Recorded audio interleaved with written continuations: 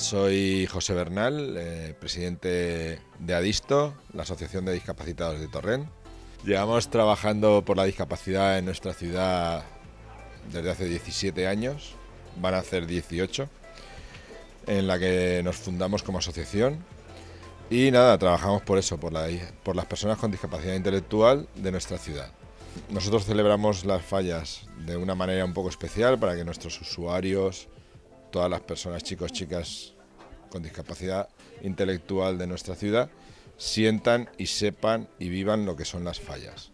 Hacemos una presentación fallera donde acude la Corte de Honor y la Fallera Mayor de Torrent y muchas fallas vienen a darnos la enhorabuena.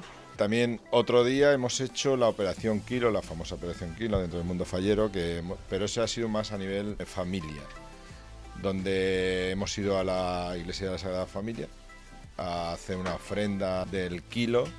Nos hizo el cura una misa, los chicos cada uno aportó su granito de arena a la Casa Caridad.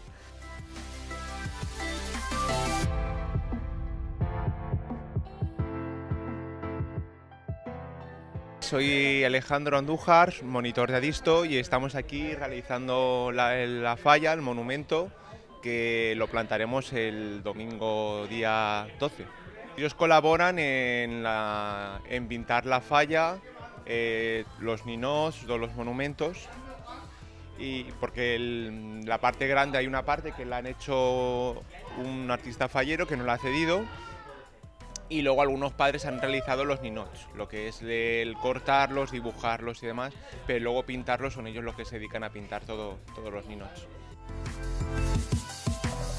La jornada del domingo entra dentro de lo que es el programa de sensibilización social, porque el objetivo es también abrirnos a la ciudadanía y al barrio.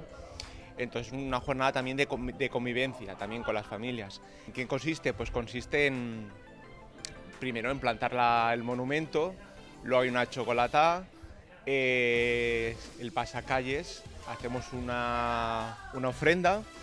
Y mientras se está haciendo el quito y tapa y se está haciendo la paella, estamos haciendo actividades también para los socios, pero también para la gente del barrio. Hacemos chapas, pintacaras, juegos, y ya por último pues es la crema de la falla.